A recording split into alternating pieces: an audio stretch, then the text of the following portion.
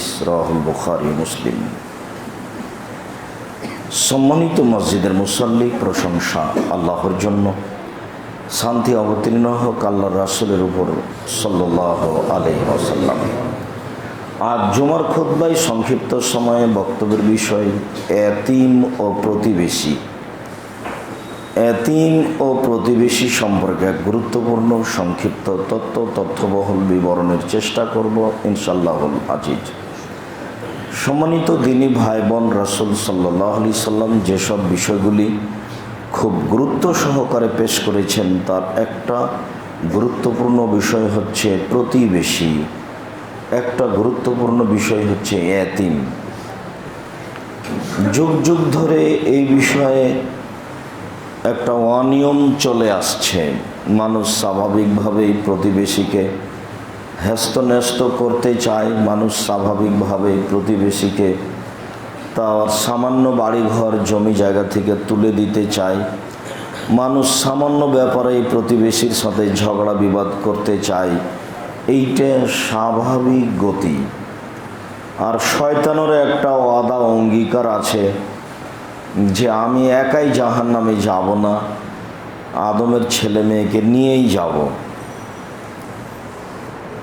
ও যখন বলেছে যে আমি তোমার সম্মানের কসম করে বলছি, আল্লাহকে বলছি, শয়তান, আমি তোমার ইজ্জতের কসম করে বলছি, আমি তোমার মর্যাদার কসম করে বলছি, লাউযবিয়ান্না, অবশ্যই আমি ভ্রান্ত করেই ছাড়ব আদমের ছেলে মেয়েকে।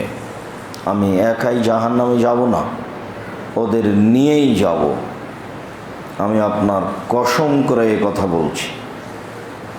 তখন আল্লাহ বললেন, ঠিক আছে, আমিও ইজ্জতি ও ইরতিফায়ে মাকানি ও জালালি, আমার ইজ্জতের কসম করে বলছি, আমার সম্মানের কসম করে বলছি, আমার মর্যাদার কসম করে বলছি, আমি তাদের সর্বদা ক্ষমা করতে থাকব। তুমি তোমারটা করো, আমি আমারটা করব। তুমি কিভাবে আদমের ছেলে মেয়েকে জাহান্নামে নিয়ে যাও সেটা আমি দেখব। যতবার আমাকে বলবে আমি ততবার তারটাই মেনে নেব। আদমের ছেলে মেয়ে যদি তোমারটা বলেই থেকে যাই তাহলে জাহান্নামে, আর তোমারটা মেনে নেওয়ার পরে যদি আবার আমাকে বলে তাহলে জান্নাতে। তো তুমি আগে আগে চললে আমি পিছে পিছে আছি। জান্নাত দেওয়ার ব্যাপারে বলেছেন যে আদম সন্তানের সাথে আমার ওয়াদা, আমারটা দিয়ে দিলে আমি তারটা দিয়ে দেবো, আমারটা আগে দিতে হবে। সেটা কি? শিরক করা হবে না। যারা শিরক করলো না তারা আমার হকটা আমাকে দিয়ে দিল, আমি আমার হক পেয়ে গেছি। যখন আমি আমারটা পেয়ে গেছি তখন আমি আদম সন্তানকে জান্নাত দিয়ে দেব, আমি ওদেরটা দিয়ে দেব। তাই আল্লাহ নবী বলেছেন, মান মাতা লা ইউশরিকু বিল্লাহি ফাদাখালাল জান্নাহ। কেউ যদি মারা যায় শিরক না করে থাকে তাহলে জান্নাতে চলে গেছে। হাদিস বুখারী মুসলিম। তো আল্লাহ তাআলা বলেছেন আমি তো জান্নাত দিব, এটা আমার ওয়াদা, তবে আমারটা আগে দিতে হবে। আমারটা আগে দিয়ে দিলে আমি তার সাথে ওয়াদাবদ্ধ, আমি জান্নাতে দেব। আমারটা হলো শিরক করা হবে না, শিরক করলে আমি এটা ছাড় দিব না। তো ঠিক অনুরূপী শয়তান যতবার বলবে তাকে ভুল পথের কথা, প্রতিবেশীর সাথে মারামারির কথা, ততবার আমি বলবো সংশোধনের কথা। মারামারি হয়েছে, হাত ধরে ক্ষমা নিয়ে নাও। ভাই ভাই সমস্যা হয়েছে, ছোট ভাই বড় ভাইয়ের হাত ধরে ক্ষমা নিয়ে নেবে, আমি তাদের জান্নাতের পথ সহজ করে দেব। আর এতিমের বিষয় তো আছেই। এতিম লালন পালন করলে তো আমি তাহলে তো একেবারে ও আর আমি একসাথে। তো আল্লাহ তাআলা এতিম ও প্রতিবেশীর বিষয়টি খুব বেশি বিবরণে রেখেছেন, যাতে করে মানুষ শয়তানের পাল্লায় পড়ে সারা জীবন ইবাদত করে সহজে জাহান্নাম চলে না যায়। যেসব মাধ্যম দিয়ে মানুষ জাহান্নামে যাবে তার একটা বড় মাধ্যম হলো প্রতিবেশী। খুব ইবাদত করলাম কিন্তু প্রতিবেশীর কারণে, পাশের দোকানদারের কারণে আমি জাহান্নামে চলে গেলাম। কি করলাম? সারাদিন তো ভালো ইনকাম করেছিলাম, কিন্তু একটা গ্রাহক ওখান থেকে আমার কাছে আসলো, আমি বললাম ছি ছি করেছো কি? একটা জিনিসও ঠিক নয়, সবই মিথ্যে। 3 নম্বর জিনিস ছাড়া 1 নম্বর জিনিস বিক্রি করে না। যা মনে চাইলো, আমি মনে করলাম যে তাৎক্ষণিক আমি সুবিধা ভোগ করলাম, কিন্তু সুবিধা তো আমার তাৎক্ষণিক নয়। আমি তো আর একদিনই ব্যবসা শেষ করিনি। ব্যবসা আমি করব, আমি মারা গেলে আমার ছেলে করবে, তার ছেলে করবে, তার নাম ব্যবসা। আর আমি তো বলেছি দিনী ভাই বোন, পৃথিবীর সকল মুসলিম পুরুষ নারীকে, যে জমি চাষ করে খেলে অন্তর শক্ত হয়, ওটা জায়েজ, তবে ভালো নয়। আল্লাহ নবী বলেছেন ব্যবসা করো, বৈধ ব্যবসা করো, বিচারের মাঠে নবীগণের সাথে থাকতে পাবা। অনেক বড় হয়ে গেল, ফাজাইলে আমলে আসা দরকার ছিল, কিন্তু ফাজাইলে আমলে তো এটা দেওয়া তারা প্রয়োজন মনে করেনি, এটার প্রয়োজন নাই, যার কারণে এদিক হয়নি, এটা থেকে গেছে। কথা তো রাসূল সাল্লাল্লাহু আলাইহি সাল্লাম বলছেন। আরও ব্যবসাকে চলমান করার জন্য বলছেন, দেখো ব্যবসা হয় মাল কিস বলা হালাপ, অনেক সময় মিথ্যা কথা চলে আসে অনিচ্ছা সত্ত্বে, অনেক সময় কসম চলে আসে অনিচ্ছা সত্ত্বেও। তাহলে এক কাজ করো, ফসুবহুবি সাদকা, দান খায়রাত করতে থাকো, ওটা মিটে যাবে। দান খায়রাত করতে থাকো, ওটা মিটে যাবে। এই কথা তো রাসূল সাল্লাল্লাহু আলাইহি সাল্লাম বলছেন, 1450 বছর আগেকার কথা। তাহলে সব মিলে কি হলো? ব্যবসা একটা ভালো কাজ হলো। আবার বলছেন যে পার্টনার ব্যবসা, 2 জন মিলে যদি ব্যবসা করে তাহলে আল্লাহ তৃতীয় জন হয়। এবার ব্যবসায়ীর সাথে আল্লাহ আছে। আচ্ছা, পার্টনারে ব্যবসা করলে আল্লাহ সাথে থাকবেন কেন? তখন ইমান বোঝা যায়। বিকালে একজন বসেছে আর সকালে একজন বসেছে। বিকালে যে বসেছে ও রাত 10টার সময় বন্ধ করার সময় কিছু টাকা নিয়ে চলে গেছে। ও তো যেই সকালে বসেছিল সে তো 2টায় চলে গেছে বা 4টার সময় চলে গেছে। তো এখন একজনের আর একজনের আমানতদারি না থাকলে তো ব্যবসা চলবে না। এখন আল্লাহ বলছেন আমি তৃতীয় জন, একজন যদি টাকা নিয়ে চলে যায় তাহলে আর আমি নেই, ওরা এখন 2 জন, ওরা এখন 2 জন, ওরা এখন 2 জন। ওরা আর ব্যবসা টিকাতে পারবে না, 6 মাস বছর ওটা ভেঙে যাবে, ভাঙতেই হবে। 2 জন মিলে ব্যবসা করা খুব ভালো, কিন্তু তাড়াতাড়ি ভেঙে যাবে, এটাও ঠিক, মানে টিকতে পারবে না, শয়তান তো লেগে আছেই। আর একটু যখন 19-20 হয়ে যাবে তখন আল্লাহ বলবে যখন, তাহলে আর আমি নেই। 3 জন মিলে ব্যবসা তো আমরা করছিলাম, কিন্তু তুমি তো আমানতের নষ্ট করেছো, যেখানে আমানতের নষ্ট হয় সেখানে তো আমি থাকি না। আল্লাহ বলছেন হাদিসে কুদসি, আল্লাহ রাসূল বলছেন যে ব্যবসায়ী যদি 2 জন মিলে ব্যবসা করে তাহলে আমি তার তৃতীয় জন। যতক্ষণ 2 জন ঠিক আছে আমিও আছি, যখন 2 জনের মধ্যে একজনের আমানতদারিতে নষ্ট হয়ে গেছে, ক্ষতি হয়ে গেছে, তখন আমি আর নাই ওখানে। তাহলে ব্যবসায়ীর সাথে আল্লাহ আছেন, এ কথা আল্লাহ রাসূল বলছেন, হাদিস বুখারী মুসলিম। সম্মানিত দিনী ভাই বোন, আল্লাহ তাআলা বলেন আবুদুল্লাহ ওয়ালা তুশরিকু বিহি শাইআ, পৃথিবীর মানুষ তোমরা এক আল্লাহর ইবাদত করো, তার সাথে বিন্দু মাত্র শরীক করো না। সামান্যতম শরীক উনি গ্রহণ করবেন না, সামান্যতম। আমাদের বুঝে সামান্যতম শরীক, সামান্যতম শরীক কি? আমি কথা বলছিলাম, টিকটিক টিকটিক করে উঠলো, বললাম যে ঠিক বলেছে। তা আমাদের বুঝে বুঝলাম এটা একটা ছোট শিরক, এটা বুঝলাম। কিন্তু অবাক হতে হবে আপনাকে, ভারত, বাংলাদেশ, পাকিস্তানের, বাংলাদেশের সরকারি স্কুল, কলেজ, অফিস, আদালতের প্রত্যেকটা নিয়ম ইহুদি খ্রিস্টানের সাথে মিশে আছে, আর সবটাই শিরকের সাথে জড়িত। অফিস আদালতের নিয়ম কানুন, শিক্ষা প্রতিষ্ঠানের নিয়ম কানুন, কলেজ বিশ্ববিদ্যালয়ের নিয়ম কানুন, কোর্ট কাচারির নিয়ম কানুন, সব সরকারি লেভেলের লোকজনের, প্রশাসনের লোকজনের চলার নিয়ম কানুন সব শিরকের সাথে জড়ে আছে। আসলে বন্যা বিপদ সীমার উপর দিয়ে যায় না, ঝড় বৃষ্টি বিপদ সীমার উপর দিয়ে যায় না, যাচ্ছে শিরক, শিরক বেদাত।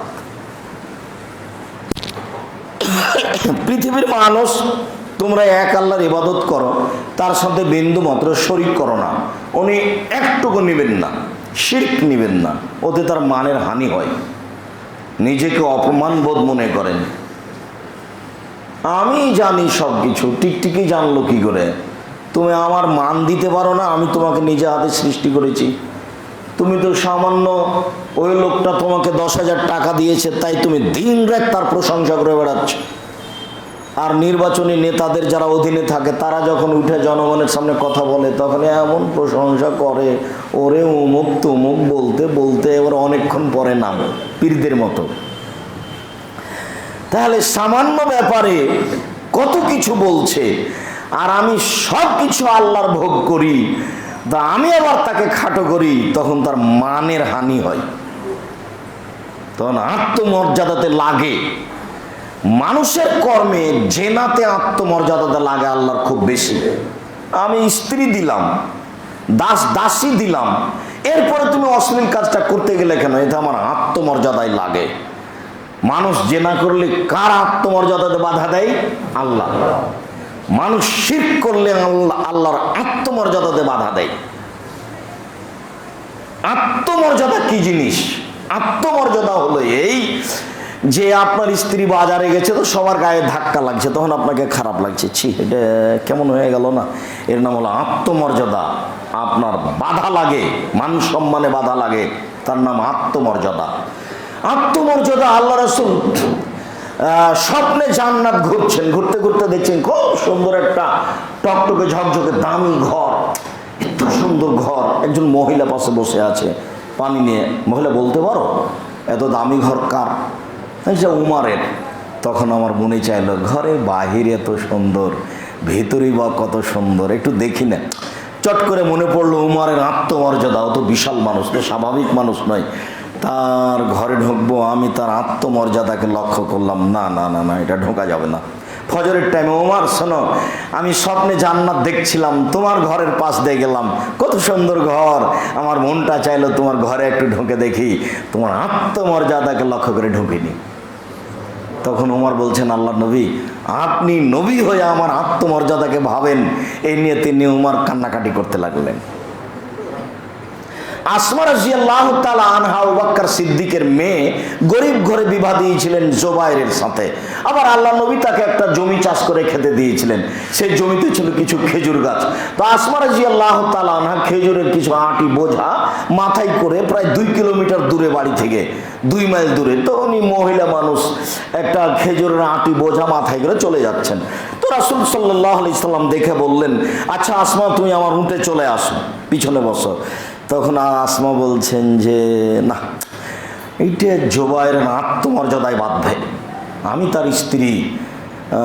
জুবাইর যদি মনে করে তুমি আমার স্ত্রী, আর একজন মানুষের পিছনে উঠে উঠে চলে আসলে, আমি জুবাইরের আত্মমর্যাদাকে চিন্তা করে লজ্জা করলাম, বললাম না না না।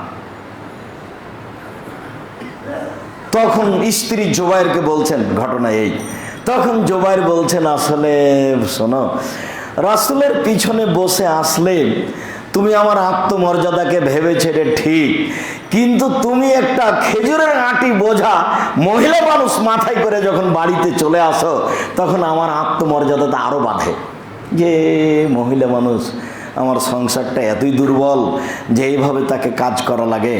দেখো আসমা, আমার আত্মমর্যাদাটা আরো বেশি লাগে, আমার স্ত্রী এভাবে আসছে। কি বুঝলেন? এর নাম আত্মমর্যাদা। তো আত্মমর্যাদাতে আঘাত লাগে আল্লাহর, শিরকে খুব বেশি। মানুষ পাপ করলে অত তার আত্মমর্যাদাতে আঘাত লাগে না। মানুষ পাপ করলে তার সম্মানের হানি হয় না, যার কারণে এর নগদ একটা প্রতিদান আল্লাহ দিয়ে দিয়েছেন। এই শোনো, তুমি আমার আত্মমর্যাদায় আঘাত করেছ, যাও তোমার সব নেকি কেটে দিলাম, যাও তোমার নেকি রাখলাম না, বিচার পরে। তার আত্মমর্যাদাতে আঘাত লেগেছে, তখন সব কেটে দিয়েছে। যার জন্য শিরক করলে কি হয়? অতীতের সব নেকি কাটা যায়। আল্লাহ তাআলা বলেন, ওয়াবুদুল্লাহ ওয়ালা তুশরিকু বিহি শাইআ, পৃথিবীর মানুষ তোমরা এক আল্লাহর ইবাদত করো, তার সাথে বিন্দুমাত্র শরীক করো না। ওয়াবিল ওয়ালিদাইনি ইহসানা, পিতামাতার সাথে ভালো আচরণ করো। এটাও কঠিন। যেদিন পিতামাতা আদর করে, চুমা খায়, টাকা দেয়, পড়তে পাঠায়, বারবার জিজ্ঞাসা করে আব্বু কেমন আছো, বারবার জিজ্ঞাসা করে আম্মু ভালো থাকছো তো, টাকার প্রয়োজন হলে বলিও, ক্ষুধা লাগলে হোটেলে গিয়ে খাও, তখন তো খুব ভালো, মানে এ তো কোনো সমস্যা নেই, বাপ বেটা খুব ভালো মিল আছে, মা বেটি খুব ভালো মিল আছে। এইবার যখন চাকরি বাকরি হচ্ছে না, এক পর্যায়ে মা বলছে এভাবে বসে কতদিন খাবি। এখন ভালোবাসা কমছে, বিবাহ শাদী হলো, দেখা যায় কথায় কথায় বউ উল্টা চলে, বউ যা বলে মা তার উল্টা বলে। এক পর্যায়ে দেখা গেল যে মাটির উপরে সবচেয়ে খারাপ মানুষ আমার মা। এবার নেন দেখেন, আর কিছু কিছু বাস্তবও আছে তাই, একেবারেই মা উল্টা কথা বলছে, একেবারেই উল্টা বলবে, এটাই স্বাভাবিক। যার কারণে আল্লাহ এখানে এত শক্তভাবে আলোচনা করেছেন, হাত লাগিয়েছেন, যার কারণে রাসূল সাল্লাল্লাহু আলাইহি ওয়াসাল্লাম এত শক্তভাবে আলোচনা করেছেন। বাপ মার সম্মান বাড়াতে বাড়াতে বাড়াতে বাড়াতে আল্লাহ নিজের কাছে নিয়ে চলে গেছে। পৃথিবীর কোনো মানুষের সাথে বাপ মায়ের ভালোবাসার, বাপ মায়ের মান সম্মানের সম্পর্ক তুলনা রাখেননি, ওরা ভিন্ন। বাপ মায়ের সাথে সদাচরণে টিকে থাকা খুবই কঠিন, শেষের দিকে আরো কঠিন। কয়েক ভাইয়ের বিবাহ হয়ে গেলে, কয়েকটা বউ হয়ে গেলে, ছেলে মেয়ে হয়ে গেলে আরো কঠিন। ভিন্ন হয়ে ভাগনা ভাগ্নি যেদিন বাড়িতে আসবে সেদিন দেখি সবাই আমার কাছে খায়, বউর দিন রাত কানের কান ভাঙ্গায়, হ্যাঁ তোমার ভাগ্নে এখানে আসে খায়, তোমার ভাগ্নে এখানে আসে খায়, তোমার বোন আসে, এতগুলো রান্না বান্না করা লাগে। তখন ঠিকই তো দেখছেন আর ভাইয়ের কাছে যায় না, সব ভাগনা ভাগ্নি এখানে, মনটাই খারাপ।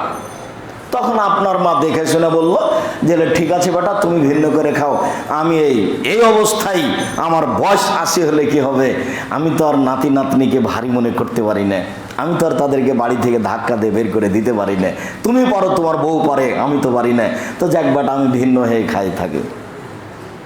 তখন এইটা পথ। আপনি তো আর কখনো বুঝতে পারলেন না যে আমি মনে হয় ভুল বুঝেছি। কেন? আমি একাই থাকলাম, আল্লাহ আমাকে একাই আমার হাত দিয়ে রুজি দিলেন, আমি বিবাহ করলাম, 2 জনের রুজি আল্লাহ আমার হাত দিয়ে দিলেন, ছেলে হলো একটা, 3 জনের রুজি আমার হাত দিয়ে দিলেন, মেয়ে হলো একটা, 4 জনের রুজি আমার হাত দিয়ে দিলেন, এক ভাগ্নি আসলো 5 জনের, এক ভাগ্নে আসলো 6 জনের, এক বোন আসলো 7 জনের, মেহমান আসলো 8 জনের, যত লোক বেশি হবে সব লোকের রুজি আল্লাহ আপনার হাত দিয়ে দিবেন। তখন বাড়িতে এমনি বরকত হবে। এটা তো আপনি বুঝতে পারলেন না, যার কারণে আপনি আপনার স্ত্রীর সাথে একমত হয়ে খেপে গেলেন। আপনার বলা দরকার ছিল আম্মা চিন্তা করবেন না, আপনি খাবেন, আব্বা খাবে, ভাগনা খাবে, ভাগ্নি খাবে, বোন খাবে, আমার বাপের যত আত্মীয় স্বজন আছে, বংশসূত্রের আত্মীয় স্বজন, আমার আব্বার বন্ধুত্ব আত্মীয় স্বজন, সবাই আমার কাছে খাবে। ঘোষণা দিয়ে দিলাম, আপনি চিন্তা করবেন না। তাহলে রুজি বেশি হয়ে যাবে, কিন্তু এটা ভাবে কে? আপনি তো রান্না বান্না করেন না, করে তো বউ। আমি তো একদিন বলেছি যে আপনার বাপের অভ্যাস ছিল এসার টাইমে মসজিদ থেকে বের হওয়ার সময়তে, কে মুসাফির? জি আমি নোয়াখালীর ভাঙা বাড়ি, রাতে খাওয়া হয়েছে? জি না। তো চলেন, নিয়ে গেছেন। এখন তো বউ একবারে খেপে লাল হয়ে গেছে, হ্যাঁ তুমি হোটেলে খাবার নিয়ে আসনি, বাড়িতে নিয়ে চলে এসেছো, এমন ধমক দিয়েছে। পরের দিন এখন এশার সালাতের পরে চুপে বের হয়ে চলে যাচ্ছেন, ডানে বামে কে আছে আর বলতে পারেন না। আপনার বাপের ওটা অভ্যাস ছিল, আপনার বাপের সামনে আপনার মায়ের ক্ষমতা নেই, মুখ খুলে কথা বলতে পারে। 10 জন মেহমান হয়ে গেল, আপনার মাকে রান্না করে দিতে হবে, এটা তার গতি ছিল। এইভাবে শ্বশুরকে দেখেছে, শাশুড়িকে দেখেছে, ওইভাবে রান্না করা অভ্যাস হয়ে গেছে। বুঝে নিয়েছিল আপনার মা যে এইভাবেই চলতে হবে। সে কোনোদিন 150 চাল রান্না করেনি, আজও করে না। আজও আপনার পাতিলটা দেখলে আপনার মা হেসে উঠে, এটি কি করে খাও বেটা? আপনার পাতিলটা দেখলে হাসে, এত বড় একটা পাতিল। আপনার মায়ের পাতিল ছিল এত বড়, সেটার সাথে মিল খায় না। পিতা মাতার সাথে সদাচরণ করো, জান্নাত মায়ের পায়ের নিচে, কথাই ঠিক। রাসূল সাল্লাল্লাহু আলাইহি সাল্লাম বলেন জান্নাত মায়ের পায়ের নিচে। মায়ের পায়ের নিচে কি জান্নাত আছে? মাকে মেনে চললে জান্নাত হবে, এই কথা রাসূল সাল্লাল্লাহু আলাইহি সাল্লাম বললেন। জনক ব্যক্তি এসে বলছে, আল্লাহর নবী আমার পিতা মাতা আমার কাছে কি পায়? মা হাক্কুল ওয়ালিদাইনি, আমার পিতা মাতার অধিকার কি আমার কাছে? তখন আল্লাহ রাসূল বলছেন, বলো কি তোমার পিতা মাতার অধিকার? মানে হুমা জান্নাতুকা নারকা, তারাই দুজন তোমার জাহান্নাম, তারাই দুজন তোমার জান্নাত। বাপ মা তোমার জাহান্নাম, বাপ মা তোমার জান্নাত, ওরাই দুজন তোমার জাহান্নাম, ওরাই দুজন তোমার জান্নাত। এইভাবে রাসূল সাল্লাল্লাহু আলাইহি সাল্লাম বললেন। অবিদিল কুরবা, নিকট আত্মীয়ের সাথে ভালো আচরণ করো, আল্লাহর আদেশ। সবচেয়ে নিকট আত্মীয়কে জানেন? ভাই। ভাইয়ের সাথে টিকে থাকা খুব কঠিন, অথচ একই পিতার পক্ষ থেকে সবাই এসেছে। চাঁপাইনবাবগঞ্জে একটা ভাষা বলে ভাই ভাই ঠাই ঠাই, ও কিন্তু আপনার পরিবারের নয়, অথচ একসাথে একই মায়ের দুধ খেয়ে বড় হয়েছে। বিবাহ করার সাথে সাথে ও আর একজনকে, ভাতিজাকে, ভাইকে তার সংসারে একটু সহযোগিতা করতে পারবে, এরকম মন মানসিকতা খুবই কম আছে, খুব কম। ঝামেলা এখানেই বাঁধবে। সবচেয়ে নিকট আত্মীয়ের সাথে সদাচরণ করো। পৃথিবীতে সবচেয়ে নিকট আত্মীয় হচ্ছে ভাই। আল্লাহ তাআলা বলেন অবিদিল কুরবা, নিকট আত্মীয়ের সাথে সদাচরণ করো। আমার চোখের দেখা, যেটা আমি একদিন বলেছি মনে হয়, আমাদের গ্রামে দুই যে ভাই মারামারি লেগেছে, ঝগড়া দিয়ে সব জিনিস ভাগ করছে, তো ঢেঁকিটা কেটে ভাগ করে নিয়েছে। কেটে ভাগ করে নিলে তাতে কি হবে? কেটে ভাগ করে নিলে শয়তান যে তাকে খেপিয়ে তুলেছে এটা একটু ঠান্ডা হলো। যাক, ওকে দেওয়া হয়নি, এটা তো হয়েছে। আবার বলছে যে এই বাড়ি ছেড়ে দিতে যদি হয় তো এমন লোককে দিব যাতে দিনটা তোকে গুতা দিতে পারে, অথচ নিজের ভাই। সব শয়তান খেপিয়ে তুলেছে। অবিদিল কুরবা ওয়াল ইয়াতামা, তোমরা ইয়াতিমের সাথে সদাচরণ করো। ইয়াতিমের সাথে সদাচরণের ফল জান্নাত। রাসূল সাল্লাল্লাহু আলাইহি ওয়াসাল্লাম বলেন, শুনে রেখো, কাফিরুল ইয়াতিম ওয়াল আনা, যে ইয়াতিমের লালন পালন করে ও আর আমি জান্নাতে এইভাবে থাকব। তখন আঙ্গুল দুইটি জমা করলেন, তর্জনী ও মধ্যমা, তবে একটু ফাঁকা রেখেছিলেন। দেখো, এতিমকে যে লালন পালন করবে সে আর আমি জান্নাতে এইভাবে থাকবো, তো একটু ফাঁকা রাখলেন। এখানে আর একটা কথা আছে, তো ওই কথাটার পূর্বে আর একটা কথা বলেনি। একটা লোক এসে বলছে, আবু হুরায়রা রাদিয়াল্লাহু তাআলা আনহু বলেন, কালা রাজুলুন আই শাকা রাজুলুন নবী সাল্লাল্লাহু আলাইহি সাল্লাম কাসওয়াতা কালবিহি।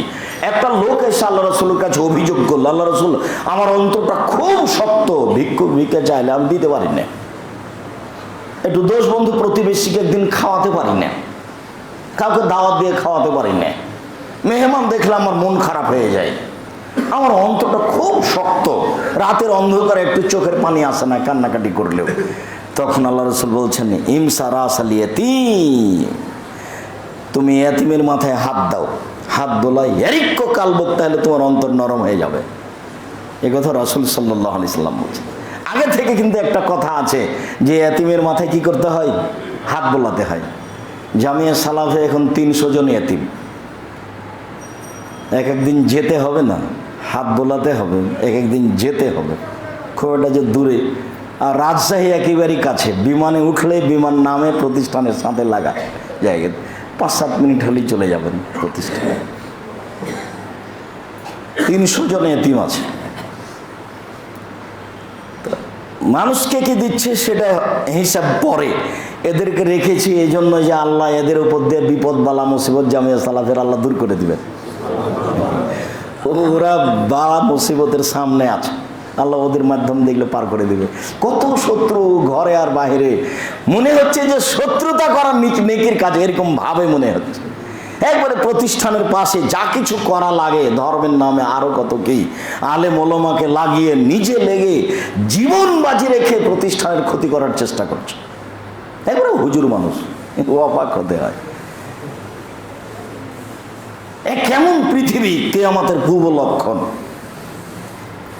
তো বালা মুসিবত আল্লাহ ওদের মাধ্যম দিয়ে দূর করে দিবে। এতিমের ব্যাপারে খুব খেয়াল করবেন। আল্লাহ তুমি আমাদেরকে বুঝে আমল করার তৌফিক দান করো। আল্লাহুম্মা আমিন। আল্লাহুম্মা সাল্লি আলা মুবারিক। আলহামদুলিল্লাহ ওয়াহদা ওয়াসসালাতু ওয়াসসালামু আলা মান লা নাবিয়্যা বাদা। আল্লাহ তাআলা বলেন, ওয়াল ইয়াতামা ওয়াল মাসাকিন, মিসকিনদের সাথে সদাচরণ করো। মিসকিন, সদাচরণ খেতে দিতে হবে। ফকির মিসকিনকে খেতে দিলে একসাথে 3টে আমলের নেকি হয়। বিধবা মহিলার প্রতি লক্ষ্য করতে পারলে, ফকির মিসকিনকে খেতে দিতে পারলে এক কাজে 3 নেকি। এক কাল মুজাহিদ, আল্লাহর পথে জেহাদ করলে যত নেকি হয়, দুস্থ গরিব ফকির মিসকিনকে খেতে দিলেই তত নেকি হয়। 2, সিয়াম, নিয়মিত রাতে নিয়মিত নফল রোজা সিয়াম থাকলে যত নেকি হয়, দুস্থ গরিব ফকির মিসকিনকে খেতে দিলে তত নেকি হয়। 3, তাহাজ্জুদ, রাতে নিয়মিত তাহাজ্জুদ সালাত আদায় করলে যত নেকি হয়, দুস্থ গরিব ফকির মিসকিনকে খেতে দিলে তত নেকি হয়। 3টে সমান একটা, 3টাই কিন্তু এক একটা বিশাল। জেহাদ কিন্তু বিশাল ব্যাপার, বিনিময় জান্নাত। আল্লাহ একটা রাতে তাহাজ্জুদ পড়া বিশাল ব্যাপার, রাতে তাহাজ্জুদ মানে জান্নাত। আর একটা হলো নিয়মিত নফল সিয়াম, মানে মান বেড়ে যাবে, সবচেয়ে দামি জান্নাত। নিয়মিত নফল সিয়ামের রোজার ফলাফল কি? দামি জান্নাত। তাহলে 3টার সমন্বয় হয়ে গেল ফকির মিসকিনকে খেতে দেওয়া। যেই ফকিরকে আপনি দিন রাত বলছেন মাফ করো, মাফ করো, মাফ করো, আপনি আমার পরামর্শ নিচ্ছেন না কেন? কতদিন আপনাকে আমি বললাম, আপনি আপনার স্ত্রীকে বলে দিবেন, এই শোনো, বাড়ি থেকে বের হওয়ার সময় 200-100 খুচরা টাকা দিও তো, 10 টাকা 20 টাকা দিও, যতবার আসবে আমি পকেট থেকে বের করে দিয়ে দেবো। পকেটে আমার 500 টাকার নোট থাকে, তখন আমি দিতে পারি না, তখন আমি বলি মাফ করো। কত ফকিরের কাছে ক্ষমা চাই বলো তো? আর তোমাকে বলি, তুমি একটা যুবক ছেলে, কেন তোমার এটা মনে থাকে না? তুমি তোমার মাকে বলে দিবা যে আম্মা বাড়ি থেকে বের হওয়ার সময় আমাকে কিছু খুচরা টাকা দিবেন। যত ফকির মিসকিন আসবে আমি তাকে 5 টাকা 10 টাকা দিব। আমি খালি বলি মাফ করো, মাফ করো। তা আমি একটা মানুষ, আমার বাপের অর্থ সম্পদ ভালো আছে, আমি দিন রাত ফকিরের কাছে ক্ষমা চাইবো? এটা কথা হলো? ফকিরের সাথে আমাকে ফকিরের কাছে ক্ষমা চাইতে হবে, এই কোন অভ্যাস? এটা তো ভালো না। অল মাসাকিন ওয়াল জারিল কুরবা ওয়াল জারিল জুনুব, প্রতিবেশীর সাথে, নিকট প্রতিবেশীর সাথে সদাচরণ করো, দূর প্রতিবেশীর সাথে সদাচরণ করো, দুইটা পাশাপাশি। নিকট প্রতিবেশী, দূর প্রতিবেশী। নিকট প্রতিবেশী বাড়ির সাথে লাগা। আয়েশা রাদিয়াল্লাহু তাআলা আনহা বলেন, আমি বললাম আল্লাহ রাসূল, ইন্নালি জারাইনে ইলা আইয়িহিমা উহুদি, আমার 2টা প্রতিবেশী আছে, আমি ওদের হাদিয়া দিতে চাচ্ছি, একটু তরকারি দিয়ে পাঠাবো। তা আমি 2জনকে দিতে পারবো না, তো কাকে দিব? এবার আল্লাহ রাসূল উত্তরে বলছেন, এলা আকরাবেকা মিনকে বাবান, তোমার বাড়ি থেকে যার দরজার নিকটে তাকে দাও। ওর সাথে আপনি কিন্তু টিকে থাকতে পারেন না। আপনি জানেন যে ওর ওই প্রতিবেশীর বাড়িতে যে মহিলা আছে, সেই মহিলার কাজই হলো আপনার বদনাম করা। আর এটা আপনি খুব ভালোভাবে জানেন। দেন এখন দেখি কেমনে দিবেন। আয়েশা রাদিয়াল্লাহু তাআলা উত্তর পেয়ে গেলেন যে তুমি তো একদিনই 2জনকে দিতে পারবে না, ইলিশ মাছ রান্না করেছ, তো তোমার বাড়ির সাথে যার দরজার নিকটে তাকে দাও। এটা আল্লাহ রাসূলের পক্ষ থেকে সিদ্ধান্ত। ইলিশ মাছের কথা তো আর ওখানে নেই, মানে উনি কিছু দিতে চাচ্ছেন, যাই দিতে চাক, কিভাবে শুরু করবে? বলে তোমার ঘর থেকে দরজা যার নিকটে, এটা নিকট প্রতিবেশী। রাসূল সাল্লাল্লাহু আলাইহি সাল্লাম বলেন, সংক্ষিপ্ত এখানে কথা, আউয়ালু খাসমাইনে ইয়াউমুল কিয়ামাত জারানে, বিচার মাঠে প্রথম বিচার হবে 2 প্রতিবেশীর। দিনরাত শুনেছি প্রথম বিচার হবে সালাতের, নামাজের। আল্লাহ রাসূল সাল্লাল্লাহু আলাইহি সাল্লাম এখানে বলছেন প্রথমে বিচার হবে 2 প্রতিবেশীর। আল্লাহর হকে প্রথম বিচার হবে সালাতের, আর মানুষের হকে, মানুষের একটা অধিকার আছে বসবাস করার জন্য, দোকানপাট খুলে রাখার জন্য, জমি জায়গা চাষ করে খাওয়ার জন্য। ওর জমির পাশে আমার জমি, ওইও চাষ করে আমিও চাষ করি, জমি জায়গা তো আমার প্রতিবেশী। দোকানে প্রতিবেশী, ওর দোকান যেখানে আমার দোকান সেখানে। বাড়িতে প্রতিবেশী, ওর বাড়ি যেখানে আমার বাড়ি সেখানে। এই যেই প্রথম বিচার হবে মানুষের পরস্পর হকে। 19-20 হয়ে গেলে জান্নাত হবে না, প্রথম বিচার হবে প্রতিবেশী নিয়ে। রাসূল সাল্লাল্লাহু আলাইহি সাল্লাম এই কথাই বলেন, আল্লাহর হকে প্রথম বিচার হবে সালাতের, আর মানুষের হকে প্রথম বিচার হবে 2 প্রতিবেশী। তাই রাসূল সাল্লাল্লাহু আলাইহি ওয়াসাল্লাম বললেন, যে লাইসাল মুমিন আল্লাযী ইয়াসবাউ ওয়া জারুহু জায়, ওই মানুষ মুমিন নয় যে মানুষ নিজে খায় ভালো থাকে, প্রতিবেশী ক্ষুধার্ত থাকে। রাসূল সাল্লাল্লাহু আলাইহি ওয়াসাল্লাম এখানে আরো কঠিনভাবে বললেন। তিনি বললেন, শোনো, সাহেবুল খায়রে লে সাহেব খায়রুন লে সাহেবেহি, সবচেয়ে ভালো মানুষ ওই যে তার বন্ধুর কাছে ভালো, স্ত্রীর কাছে ভালো। অখায়রুল জারে অখায়রুল জারে খায়রুল জারেহি, সবচেয়ে ভালো মানুষ সেই যে তার প্রতিবেশীর কাছে ভালো, যে তার প্রতিবেশীর কাছে ভালো সেই সবচেয়ে ভালো, তার সাথে টিকা বড় কঠিন। একজন সাহাবী এসে বলছেন, আল্লাহর নবী, কাইফা আন আলামা আন্নি এজা আহসান্ত আও এজা আসাত, আমি কিভাবে বুঝবো যে আমি ভালো মানুষ? আমি যে ভালো মানুষ এটা আমি কিভাবে বুঝবো? আমি যে খারাপ মানুষ এটা আমি কিভাবে বুঝবো? আমার নিজের খারাপ এবং ভালো হওয়ার প্রমাণ কি? তখন আল্লাহ রাসূল বলছেন, এই যে ইয়াকুলু জিরানা কান্তা হাসান্তা ফাকাত হাসান্তা, তোমার প্রতিবেশী যখন বললে তুমি ভালো তখন তুমি ভালো। ওই যে ইয়াকুলু আসাতা, আর ওই সামেতা মিন জিরানাকা ইয়াকুলু আসাতা ফাকাত আসাতা, আর যখন তুমি তোমার প্রতিবেশীর মুখে শুনবে তুমি খারাপ তখন তুমি খারাপ। কঠিন হয়ে গেল না? কঠিন হয়ে গেল। আবু হুরায়রা রাদিয়াল্লাহু তাআলা আনহু বলেন, রাসূল সাল্লাল্লাহু আলাইহি ওয়াসাল্লামকে জিজ্ঞাসা করা হলো, তুযকারু ইনদান নবী সাল্লাল্লাহু আলাইহি ওয়াসাল্লাম ফুলানাতা তুযকারু মিন কাসরাতি সালাতি ওয়া সিয়ামিহা সাদাকাতিহা, আল্লাহর নবী, অমুক মহিলা বেশি বেশি সালাত আদায় করে যার বিনিময়ে জান্নাত, অমুক মহিলা বেশি বেশি সিয়াম পালন করে যার বিনিময়ে জান্নাত, অমুক মহিলা বেশি বেশি দান খায়রাত করে যার বিনিময়ে জান্নাত, গায়রা আন্নাহা তুজি জিরানা বিলিসানিহা, তবে মুখ দিয়ে প্রতিবেশীকে কষ্ট দেয়, আল্লাহ রাসূল বলেন হিয়া ফিন্নার, ও জাহান্নামে যাবে। সিদ্ধান্ত আল্লাহ রাসূল হাতে হাতে দিয়ে দিলেন, একবারে হাতে হাতে।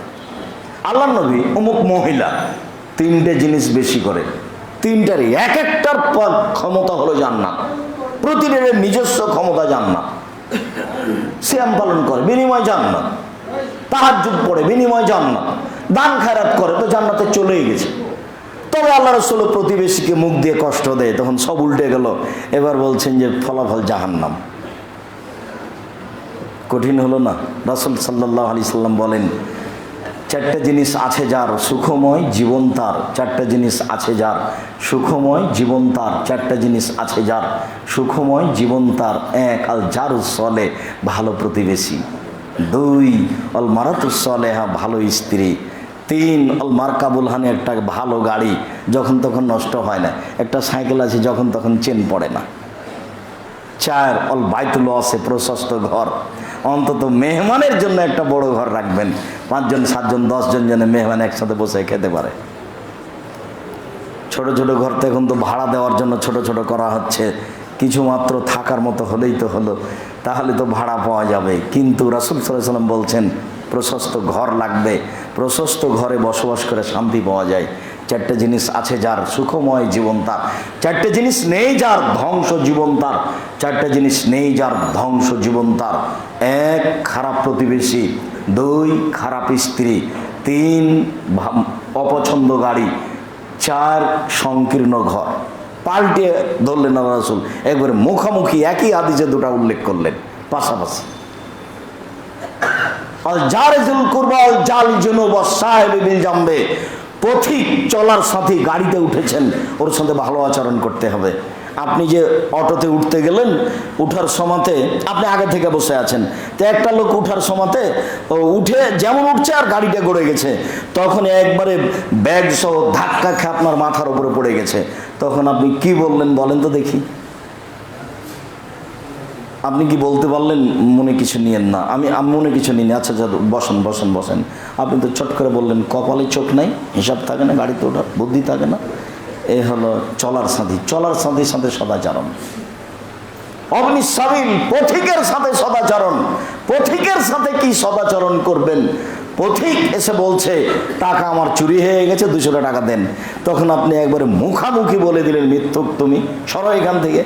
সত্য তো হতে পারে, আপনি কি তার অন্তর্যামী? বেশিরভাগই মিথ্যুক, এ কথাই ঠিক। কমের ভাগ 2-1টা তো সত্য হতে পারে। যাক, 200 টাকা চেয়েছে, 50 টাকা দিয়ে বিদায় করেন, হতেও পারে।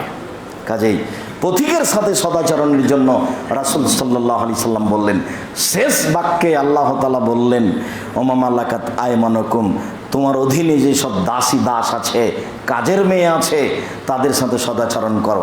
এবার জীবিকা নির্বাহের এক প্রান্তে এসে বলছেন যে কাজের মেয়ের সাথে সদাচরণ করো। আল্লাহ বলছেন এই কথা, নবীও বলেননি। দাসীর সাথে সদাচরণ করে, যে তোমার বাড়িতে কাজ করে থাকে খায়, তার সাথে সদাচরণের প্রয়োজন আছে। কিন্তু কাজ করে না, ভালো কাজ বুঝে না, একটা করতে বলেছি আর একটা করে দিয়েছে। বলেছি পাতিল নিয়ে আসো, পাতিলটা নিয়ে আসতে লেগে ফেলে ভেঙে দিয়েছে। কত ক্ষতি, দিন রাত মনে হচ্ছে পিটাই, এরকম মনে হচ্ছে। কিন্তু কি করবেন, আল্লাহ রাসূল বলছেন এভাবে, আল্লাহ বলছেন এভাবে, তার সাথে সদাচরণ করো। ও কাজের মেয়ে, ও কম বুঝে, এই কথাই ঠিক। ও সাধারণ বাড়িতে জন্ম নিয়ে হুঁশ বুদ্ধি কম পেয়েছে, এই কথাই ঠিক। হঠাৎ করে আপনার বাড়িতে এসেছে 10 তলা বিল্ডিং, এভাবে চলা কাজ করা ও বুঝে না। এত পরিষ্কার রাখতে হবে এটাও বুঝতে পারেনি, এত পরিষ্কার ঘর বাড়ি তো দেখেনি জীবন। এখন যদি একদিন 24 ঘন্টার মধ্যে তারটাই সবটাই হাতে হাতে নেন, আপনার স্ত্রীও চাই, তাহলে আপনাদের দুইজনেরই, আমাদের দুইজনেরই বোকামি হচ্ছে, এটাও করে দিতে পারবে না। তাকে একটা পর্যায় লাগবে, বুঝতে সময় লাগবে। এই পর্যন্ত আপনাকে সুযোগ দিতে হবে। এমনিতেই গালি দিলেন, একটা থাপড় মেরে দিলেন বা কিছু বলে ফেললেন, সবটার বিচার হবে। রাসূল সাল্লাল্লাহু আলাইহি সাল্লাম বলেছেন এই কথা। আল্লাহ তাআলা শেষে এসে বলছেন যে যারা অধীনস্থ কাজের মহিলা পুরুষ দাস দাসী, তাদের সাথে সদাচরণ করো। শেষে বললেন আল্লাহ তাআলা অহংকারীকে ভালোবাসেন না। সবটার শেষ বাক্য অহংকারী। 1 নম্বরে যদি আমি শিরক করি, আল্লাহকে না মানি, ভিতরে অহংকার কাজ করছে। 2, বাপ মাকে যদি ভালো মানতে না পারি, তাহলে ভিতরে অহংকার কাজ করছে। 3, ভাইয়ের সাথে যদি সদাচরণ করতে না পারি, তাহলে ভিতরে অহংকার কাজ করছে। 4, এতিমের সাথে যদি ভালো আচরণ করতে না পারি, তাহলে ভিতরে অহংকার কাজ করছে। 4, মিসকিনের সাথে, ফকির মিসকিন দরজায় ভিক খেয়েছে দাঁড়িয়ে আছে, সরাই এখানে সবসময় ঝামেলা পাকাও। দেখো না আমরা খুব ব্যস্ত আছি। ফকির মিসকিনের সাথে সদাচরণ না করতে পারলে অহংকার প্রকাশ পাবে। দূর প্রতিবেশীর সাথে সদাচরণ করতে না পারা মানে অহংকার প্রকাশ পাচ্ছে। নিকট প্রতিবেশীর সাথে সদাচরণ না করতে পারা মানে অহংকার প্রকাশ পাচ্ছে। চলার সাথী, গাড়িতে উঠেছি, ভ্যানে উঠেছি, একটা কথা বলে দিলাম চট করে, আমি তার সাথে ভালো আচরণ করতে পারলাম না মানে অহংকার ভিতরে কাজ করছে। এরপরে কাজের মেয়ে দাস দাসী, ওর সাথে ভালো আচরণ করতে পারলাম না মানে ভেতরে কাজ করছে যে ও মানুষই নয়। এটা কাজের মেয়ে মানুষই নয়, অথচ মানুষ। তার নাক আছে, তার কান আছে, তার চোখ আছে, তার হাত পা আছে, সে চলতে পারে, সে আল্লাহকে চিনে, সে রাসূলকে চিনে, সে সালাত আদায় করে। কিন্তু আমার কাছে ওই এত তুচ্ছ ব্যক্তি যে ভাবখান মনে হচ্ছে ও মানুষই নয়। আপনি যে চট করে বললেন হ্যাঁ থাপ্পড় দেবো, কাজ হিসাব করে করতে পারেন, এই থাপ্পড়টা আপনি একটা লোককে দেন দেখি, যারা শক্তিশালী সমাজের, যা বলেন তো দেখি। ওখানে তো পারবেন না, তাহলে এখানে করছেন কেন? তাহলে এখানে আমি তাকে মানুষই মনে করি না, এই জন্য। তাহলে এইটাই তো বড় সমস্যা হয়ে গেল। এটাই তো ভিতরে অহংকার কাজ করে। তারই কাজের মেয়ের সামনে নিজেকে খাটো করে রাখতে হবে, নরম করে বলতে হবে। শেষ পর্যন্ত যদি বোঝা যায় এ দিয়ে কাজ হবে না, তাহলে 2 মাস, 1 মাস, 10 দিন, 15 দিন পরে বলতে হবে তোমাকে যে উদ্দেশ্যে রেখেছিলাম সেটা হচ্ছে না, আমি তোমাকে 1 মাসের টাকা দিয়ে দিচ্ছি, তুমি যাও। এটা ভালো পথ, আল্লাহ সন্তুষ্ট থাকবে, আপনার বাড়িতে বরকত নাজেল হবে। সম্মানিত দিনী ভাই বোন, মসজিদের উপস্থিত যারা আছেন এবং সারা পৃথিবীর যেখান থেকে যারা আমাদের এই জুমার খুতবা থেকে উপকৃত হওয়ার চেষ্টা করছেন, দিনী ব্যাপারে, সামাজিক ব্যাপারে, সমাজের ব্যাপারে, প্রতিবেশীর বিষয়টি রাসূল সাল্লাল্লাহু আলাইহি সাল্লাম যত শক্ত করে জোরালোভাবে উল্লেখ করেছেন, তাতে কোনো জায়গায় এত শক্ত উল্লেখ দেখা যায় না।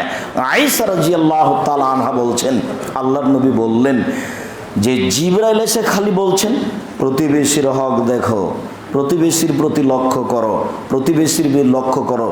জিবরাইলের বলার ভাবখান দেখে মনে হচ্ছে যে কোন সময় জিবরাইল বলবেন যে প্রতিবেশীকে জমি ভাগ করে দাও।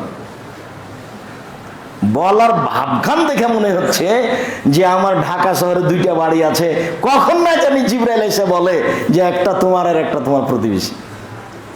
মানে এত বেশি বলছেন জিবরাইল। হাদিস তো বুখারী মুসলিম। রাসূল সাল্লাল্লাহু আলাইহি ওয়াসাল্লাম বলছেন প্রতিবেশীকে কষ্ট দেয় যে লা ইয়াদখুলুল জান্নাহ, সে জান্নাতে যাবে না। রাসূল সাল্লাল্লাহু আলাইহি ওয়াসাল্লাম বলছেন মান কানা ইউমিনু বিল্লাহি ওয়াল ইয়াউমিল আখির, যে আল্লাহকে বিশ্বাস করে, পরকালকে বিশ্বাস করে, কিয়ামতকে বিশ্বাস করে, ফালা ইউদি জারাহু, সে যেন প্রতিবেশীকে কষ্ট না দেয়। প্রতিবেশীর বিষয়টি আল্লাহ এবং আল্লাহ রাসূল অনেক শক্তভাবে দেখেছেন, যেখানে শান্তিমতো জীবিকা নির্বাহ হয় না। অবাক প্রতিবেশীর ছেলে, আরে প্রতিবেশী কেমন মানুষ, আমার বাচ্চাটা ভাত খেয়ে প্লেটের পানিটা এভাবে চালিয়ে দিয়েছে, তো বাচ্চা অত খেয়াল করেনি যে তার দেওয়ালের সাথে লেগে গেছে প্লেটের পানিটা, সেই প্রতিবেশী এমন লেগে গেল একবারে আমাকে ধুয়ে ছেড়ে দিল। যা তার মনে হচ্ছে একবারে বস্তির মেয়ে বুঝেন না, মানে গালি দিতে পারলে খুশি। গালি দিয়ে জয়ী হওয়া মানেও বস্তির মহিলা, গালি দিয়ে জয়ী হওয়া মানেও বস্তির মহিলা। একেবারে নিম্ন শ্রেণীর মানুষ যারা এমনিতে মারামারি লেগে যায় আর মুখে অকথ্য ভাষা থাকে, অশ্লীল ভাষাকে, তার নাম বস্তির মানুষ। অবাক, আমার বাচ্চাটা দৌড়িয়ে যাচ্ছিল, আপনার বাচ্চার সাথে ধাক্কা লেগে পড়ে গেছে, দিয়ে দাঁতটা ভেঙে গেছে। আরে এই যে এমন লাগলো, এমন গালি দিল, মনে হচ্ছে জীবনে এত গালি শুনিনি। আচ্ছা, দাঁত কি ফিরে পেয়েছেন? বাচ্চার দাঁতটা চলে এসেছে। প্রতিবেশীর সাথে টিকে থাকা খুব কঠিন। প্রতিবেশীর গাছ একবার সিম ধরা গাছ, প্রতি পল্লীতে বসবাস করলে বোঝা যাবে সিম ধরে গেছে। এই সময়তে প্রতিবেশীর ছাগলটা এসে গাছটা কেটে দিয়েছে, সিম সহ গোটা গাছটা নষ্ট। এবার দেখি আপনার ইমানটা কেমন কাজ করে। মানে একটা ছেলে মারা গেলে এত খারাপ লাগবে না, যে সিম গাছটা মানুষ করেছে ওকে যত খারাপ লাগবে। এখন খুব গালি দিয়েছে আপনার স্ত্রী। তো এখন রাতে এসেছেন, এসে বলল আপনার স্ত্রী যে ঘটনা, প্রতিবেশীর ছাগলে সিম গাছ কেটে নিয়েছে। সিম গাছ তো সিম ধরে গেছিল, ফুলও এসেছে অনেক, বেশ কিছু সিম দেখা দিয়েছে। এখন কত যে গালি দিয়েছে আপনার স্ত্রী। এখন ওই প্রতিবেশীর বাড়িতে যেতে হবে, গিয়ে বলতে হবে আমার স্ত্রী আপনাকে অনেক গালি দিয়েছে, আপনার ছাগলে আমার সিম গাছটা খেয়ে নিয়েছে, সেই জন্য মনে কিছু নিয়ে না, আপনি মাফ করে দেন। পারা যাবে? এটা খুব কঠিন। মৌলানা সাহেবেরা আমরাই পারি না, কত কি আছে সমস্যা, তার কোনো হিসাব নাই। সমস্যা দেখলে আমাকে অবাক হতে হয় যে হুজুর মানুষ বিরোধিতা করাকে নেকির কাজ মনে করছে। অবাক হতে হয় কেন এমন প্রয়োজন হলো। আমি আব্দুর রাজ্জাক বিন ইউসুফ, আমার বুঝতে পারি না আমি কোনো জায়গাতে ভুল হয় কি না। আমি কারো ক্ষতি করলে আমি সফল হতে পারবো, এরকমটা আমার ভিতরে কোনোদিন কাজ করে না। ছাত্র জীবনে আমি কোনোদিন দেখিনি, আমি শিক্ষক জীবনে কোনোদিন দেখিনি। তবে মানুষ দেখি মাঝে মধ্যে খুব প্রয়োজন মনে করে যে এটা ক্ষতি করে দিলে ভালো হয়, এটা ক্ষতি করে দিতে পারলে ভালো হয়, জামিয়া সালাফের টাকাটা বন্ধ করে দিতে পারলে ভালো হয়। এইরকম আমি অনেক দিন রাত দেখতে পাই। মৌলানা মানুষ, জাহান্নাম উদ্বোধন হবে মৌলানা সাহেব দিয়ে, জাহান্নাম উদ্বোধন হবে মৌলানা সাহেব দিয়ে। তখন আল্লাহ নবী হিন্দুর কথা বলেননি, ওরা যাবে জাহান্নামে, তবে উদ্বোধন হবে এই কথা তিনি বলেননি। ইহুদি খ্রিস্টান জাহান্নামে যাবে, তবে তাকে উদ্বোধন হবে এই কথা আল্লাহ নবী বলেননি।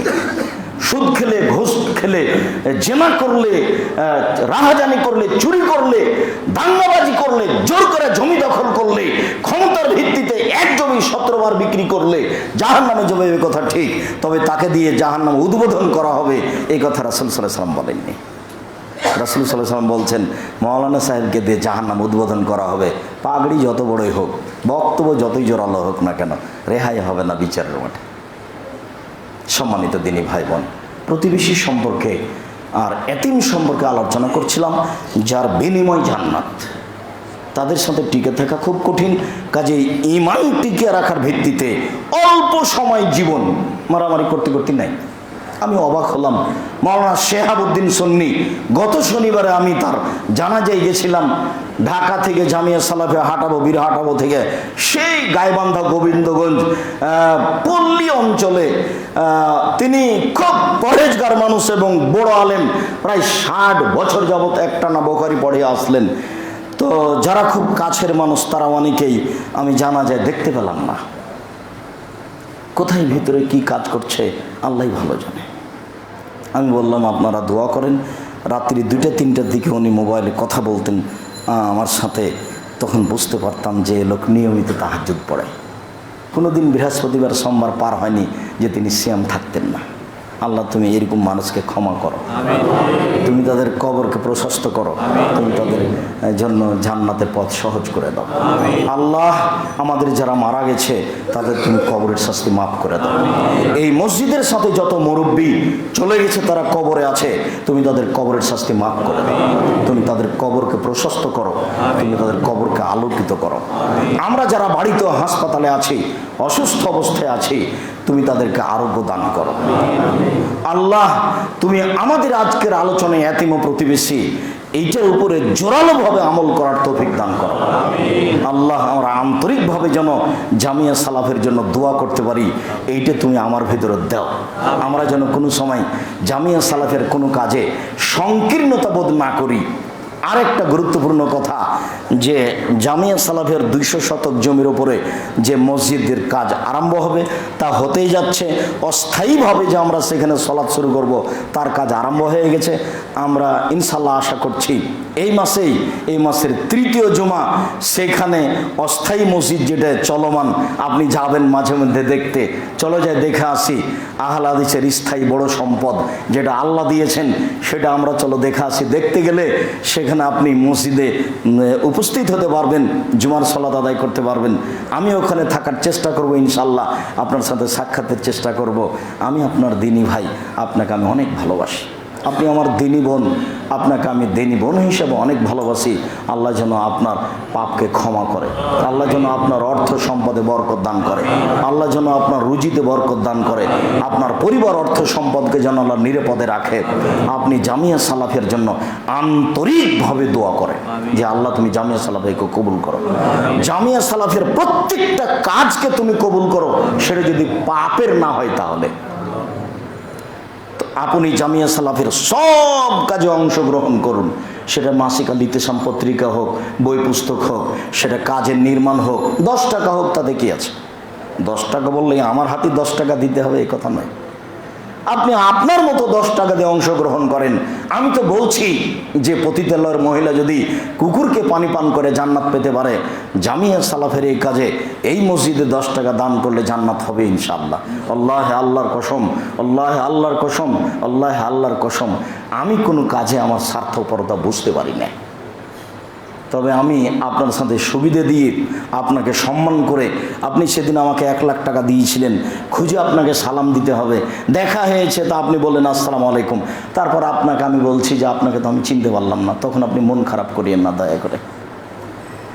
আপনি যদি মন খারাপ করেন তাহলে দানটা চলে গেছে, আমি আপনাকে স্মরণে রাখতে পারিনি। আমি একটা মানুষ, আপনি কখন দান করেছিলেন খেয়াল করতে পারিনি, আর খেয়াল করার মতো আমার কাছে স্বাভাবিক কোনো গতি নাই। জামিয়া সালাফেকে হারিকেন দিয়ে খুঁজে বের করতে হবে। আমি আব্দুর রাজ্জাক বিন ইউসুফ রাতের অন্ধকারে হারিকেন দিয়ে চলে, যেমন হারিকেন দিয়ে খুঁজে বের করতে হবে। আমি আপনাকে সালাম দিতে পারিনি, চা খাওয়াতে পারিনি, যার জন্য মন খারাপ করেছেন, ভুলে আপনি এ আশা করবেন না। এ আশা করলে আমার সাথে ভালোবাসা কমে যাবে, ভালোবাসা কেটে যাবে।